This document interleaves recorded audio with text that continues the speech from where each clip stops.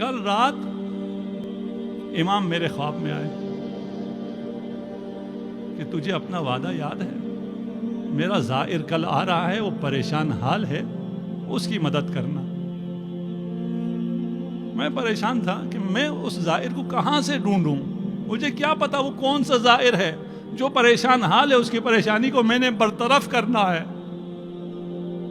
اتنے میں تمہارا فون آ جاتا ہے۔ ہمیں سمجھ میں نہیں آتا کہ ہم سے کبھی کبھار جو لیا جاتا ہے وہ دینے کے لیے لیا جاتا ہے۔ ایک شخص ہے، وہ حرم میں امام رضا میں آتا ہے، آج سے 30 سال پرانا واقعہ ہے۔ حرم امام رضا میں آتا ہے، اور کیوں آتا ہے؟ اس لیے کہ وہ بینک کرپٹ ہو گیا تھا، بزنس مین تھا، تہران میں ہوتا تھا، وہ بینک کرپٹ ہو گیا، اس کا سارا کاروبار ختم ہو گیا، اس کے قرضے اس پہ اتنے آ گئے، صبح شام قرض خواہ جو ہے وہ دروازے پہ، اس پہ کیس، وہ مشکل میں آ گیا۔ اس نے اپنی بیوی سے کہا کہ کچھ پیسے جوڑو، میں امام کے پاس جاتا ہوں، مشہد جاتا ہوں، وہاں سے میں مدد مانگوں گا، شاید امام کوئی میری مدد کر دے، ہماری یہ مشکل شاید آسان ہو جائے۔ اس کے اپنے پاس تو کوئی پیسہ رہا نہیں تھا، بیوی نے کچھ پیسے جوڑے، اس کو کرایہ کر کے دیا، اور وہ ان پیسوں کو جیب میں ڈال کے مشہد پہنچ گیا، زری کے سامنے گیا۔ خدا ہم سب کو یہ زیارت نصیب فرمائے۔ جو گئے ہیں وہ جانتے ہیں کہ جو بھی مشکل ہو وہاں ساری مشکلات حل ہو جاتی ہیں، انسان کو سکون آ جاتا ہے، مشکل حل ہونے سے پہلے اطمینان ہو جاتا ہے کہ میری مشکل حل ہو گئی ہے۔ یہ شخص بھی کہتا ہے میں دعا کر رہا تھا، دعا کرتے کرتے مجھے سکون سا مل گیا، مجھے یقین ہو گیا میری مشکلات حل ہو گئی۔ اب تو جاؤں گا، تہران پہنچوں گا تو پتہ چلے گا مشکلات حل ہوئی ہیں نہیں ہوئی، لیکن یہاں جب سکون آیا میں نے شکریہ کیا امام کا اور میں واپس چل دیا۔ اگر آپ گئے ہوں تو آپ جوتے رکھتے ہیں، کفشداری ہے، اس کو ایک ٹوکن سا دیتا ہے، اس نے جیب میں ہاتھ ڈالا ٹوکن نکالنے کے لیے، دیکھا جیب کٹ گئی، ٹوکن بھی نہیں ہے، وہ جو تھوڑے سے پیسے تھے واپسی کا کرایہ تھا، دوپہر کا کھانا تھا، وہ بھی جیب سے چلا گیا۔ اب اس کے دل میں طرح طرح کے خیال آنا شروع ہو، میں امام آپ کو دینے والا سمجھ کے آیا تھا، یہاں تو آپ نے جو کچھ میرے پاس تھا وہ بھی لے لیا۔ کہا واپس جاتا ہوں، امام سے گلہ کرتا ہوں۔ زری کے سامنے آیا، سلام کیا، کہتا ہے کہہ نہیں سکا، زبان پہ نہیں لا سکا، لیکن دل میں یہی تھا کہ آپ تو دیکھ رہے تھے نا، میں کوئی پہلی دفعہ بھی نہیں آیا، میں بارہا آپ کے پاس آیا ہوں، پہلے جب آیا تھا میرے پاس اتنا ہوتا تھا، جیب کٹ جائے تو بھی کوئی حرج نہیں تھی، اب تو میرے پاس کچھ بھی نہیں ہے، میں یہی سارا تھا، اب میں کس سے مانگوں، میں کیا کروں؟ آپ اگر دیکھ رہے تھے تو آپ نے میرے ساتھ یہ کیوں کیا؟ آپ نے یہ کیوں لینے دیا کسی کو؟ خیر وہاں سے آخری سلام کر کے کہتا ہے میں واپس چلا، کچھ کر تو سکتا نہیں تھا، مانگ بھی نہیں سکتا تھا، دل میں آیا نہ مانگوں کیا کروں، حرم پہ میں مانگ لیتا ہوں، خود تاجر تھا، اچھا خاصا تھا، آتے تھے، ہم کہتے تھے یہ بھیک مانگ رہے ہیں، پروفیشنل ہیں، جس سے بھی میں کہوں گا وہ یہی کہے گا، اس نے اس سے کہنے کی کوشش کی، اس سے کہنے کی کوشش کی، اس سے کہا نہیں گیا۔ اس نے جیب میں ہاتھ ڈالا تو ایک سکہ اس کو ملا۔ اگر آپ 30 سال پہلے کی بات کرو، موبائل نہیں ہے اس زمانے میں، وہ سکے کا ٹیلی فون ہوتا تھا، سکہ ڈال کے فون کرو۔ اس کے ذہن میں ایک خیال آ گیا کہ ایک سکہ ملا ہے، اسے میں ڈالتا ہوں بوتھ میں جا کر، ایک نمبر رینڈم ملا دیتا ہوں مشہد کا، وہ سامنے تو نہیں ہوگا نا، کم از کم شرم تو نہیں آئے گی، سامنے لوگوں سے مانگتے ہوئے شرم آ رہی ہے، اس سے میں مانگ لوں گا، اس کو کہوں گا کہ میں یہ اس حالت میں آ گیا ہوں، اگر کر سکتے ہو تو مجھے دوپہر کھانا چاہیے، واپسی کا ٹکٹ چاہیے۔ اس نے فون کیا، کسی نے اٹھایا، ہیلو السلام علیکم، وعلیکم السلام، یہ میرا معاملہ ہے اور یہ میری مجبوری ہے، آپ میری مدد کر سکتے ہیں؟ اس نے پوچھا آپ کہاں سے بول رہے ہیں، کہاں ہیں؟ کہا میں فلکہ آپ پر ہوں اور یہ ٹیلی فون بوتھ ہے، اس سے میں فون کر رہا ہوں۔ کہا وہی رہنا، میں آ رہا ہوں۔ یہ خوش ہو گیا، چلیں پہلی ہی کال پہ ایک سے زیادہ تو کال کر نہیں سکتا تھا، ایک ہی چانس تھا، ایک ہی سکہ تھا، اس پہ جواب مل گیا، اور اس نے کہا کہ میں آتا ہوں۔ 10 منٹ گزرے، 15 منٹ گزرے، کوئی نہیں آیا، تھوڑا سا پھر مایوس ہو گیا کہ فون پہ اس نے تفصیل سے منع کرنے کے بجائے یہی کہا ہوگا میں آتا ہوں، انتظار کرو، نہیں آئے گا تو میں کیا کر لوں گا۔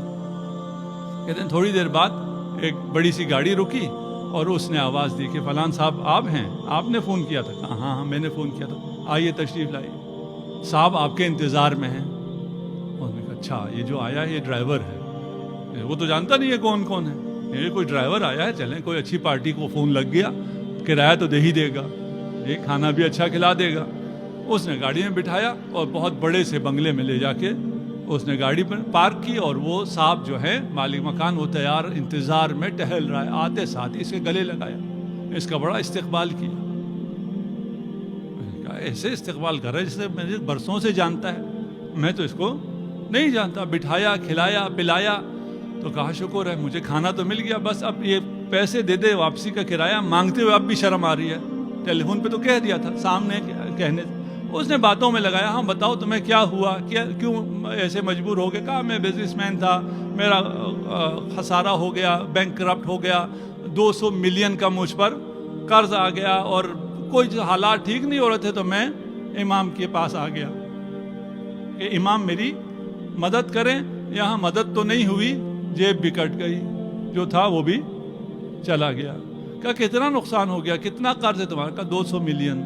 اور کہا اگر اب تم اپنا بزنس صحیح کرنا چاہو تمہیں کتنا اور سرمایہ چاہیے کہ تم اپنا کام بھی کر سکو؟ 60-70 ملین ہو جائے تو وہ بھی چل جائے گا.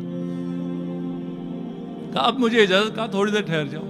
چیک بک اس نے تیار رکھا ہوا تھا, ایک چیک کاٹا اور چیک مجھے پکڑایا 200 ملین. دوسرا چیک کاٹا 70 ملین کا. میں نے کہا یہ کیا ہے؟ اس وقت ایک بچہ داخل ہوا چائے لے کر, اس نے اس بچے کو گلے سے لگایا اور رونا شروع کیا. یہ کہتا ہے رونا تو مجھے چاہیے تھا, خوشی سے مجھے رونا چاہیے تھا, مجھے اتنا بڑا سرمایہ مل گیا اور دینے والا رو بھی رہا ہے, شکریہ بھی ادا کر رہا ہے. کہا ماجرا کیا ہے, داستان کیا ہے؟ اس نے پھر سنانا شروع کیا. کہا یہ میرا بیٹا سرطان کا مریض ہو گیا تھا, میں نے بڑا علاج کرایا, مشہد میں علاج کرایا نہیں ہوا, تہران گیا علاج کرایا نہیں ہوا. کہا یہ لا علاج ہے. میں لندن چلا گیا, وہاں میں نے علاج کرانا شروع کیا, وہاں بھی سارے ٹیسٹ پازیٹیو آ رہے تھے اور کہا جا رہا تھا علاج نہیں ہے. آخری ٹیسٹ رہ گیا تھا کہ یہ اگر اس کا نیگیٹو آ گیا تو کوئی علاج شروع ہو سکے گا, نہیں تو یہ لا علاج ہے. وہاں کسی نے کہا کہ تمہیں دعا کرنا نہیں آتی کیا؟ ایک آدمی ایسی آیا کہ دعا کرو, کسی کو وسیلہ بناؤ, تمہارا بچہ اب ان علاج سے بچ نہیں سکتا. کہتا ہے مجھے خیال آیا کہ میں نے دعا اس طرح تو نہیں کی.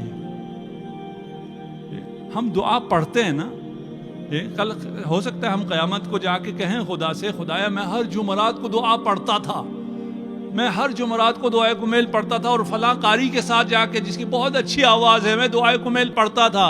شاید ہمیں کہے دعا پڑھنے کے لیے کب کہا تھا, دعا کرنے کے لیے کہا تھا. تم نے دعا کی بھی کبھی؟ یہ صرف پڑھتے رہے. یہ کہتا ہے میں دعائے کمیل پڑھنے کے لیے تو بہت جاتا تھا, حرم بھی جایا کرتا تھا, لیکن دعا میں نے کی نہیں تھی. اس شخص نے جب کہا دعا کرو, کسی کو وسیلہ بناؤ, تو میں نے امام رضا کو وسیلہ بنایا. میں نے کہا امام اگر آپ نے میرے بیٹے کو شفاعت دی تو میں آپ کی زائر کی عزت کروں گا, آپ کے زائر کی حاجت روائی کروں گا. کہتے ہیں جو آخری ٹیسٹ آیا تو وہ نیگیٹو تھا. اور ٹیسٹ کیے, میرا بچہ, انہوں نے کہا اس کو تو کچھ ہے ہی نہیں, اسے تو شفا مل گئی ہے. میں نے کہا کوئی علاج, کوئی آپریشن, کوئی کیمو تھراپی, کوئی ریڈیو تھراپی کا کچھ بھی نہیں, جب اس کو کچھ ہے ہی نہیں. میں بچے کو واپس لے کے آیا اور میں نے یہاں بھی سارا دوبارہ ٹیسٹ کرایا, سب نے کہا یہ بالکل صحیح ہو گیا. انسان ہے, اتنی بڑی چیز ہونے کے باوجود بھی وہ بھول جاتا ہے. کہتا ہے میں اپنا وعدہ بھول گیا, میں نے جو امام سے وعدہ کیا تھا کہ میں کسی زائر کی مدد کروں گا, اسے خوش کروں گا, میں بھول گیا. کل رات امام میرے خواب میں آئے کہ تجھے اپنا وعدہ یاد ہے, میرا زائر کل آ رہا ہے, وہ پریشان حال ہے, اس کی مدد کرنا. میں پریشان تھا کہ میں اس زائر کو کہاں سے ڈھونڈوں, مجھے کیا پتا وہ کون سا زائر ہے جو پریشان حال ہے, اس کی پریشانی کو میں نے برطرف کرنا ہے. اتنے میں تمہارا فون آ جاتا ہے. ہمیں سمجھ میں نہیں آتا کہ ہم سے کبھی کبھار جو لیا جاتا ہے وہ دینے کے لیے لیا جاتا ہے. وہ جس پیسے پہ تمہیں اعتماد تھا, جس پہ تم بھروسہ کر رہے تھے وہ تم سے لیا جاتا ہے تاکہ جو حقیقی بھروسہ ہے اس کی طرف متوجہ ہو جاؤ. یہ دینے والے مقام پر ہیں، یہ لینے والے نہیں ہیں. ان کی سیاست بالکل مختلف سیاست ہے، ان کی زندگی، ان کی حکومت بالکل مختلف حکومت ہے. وہ علی ابن ابی طالب جو کہتے ہیں شاید کوئی ایک ایسا فرد ہو جو مجھ سے کمتر ہو میری حکومت میں، اور وہ خود حکمران ہے 50 سے زیادہ ملکوں کا آج کل کے حساب سے. یہ عطا امیر المومنین ہے.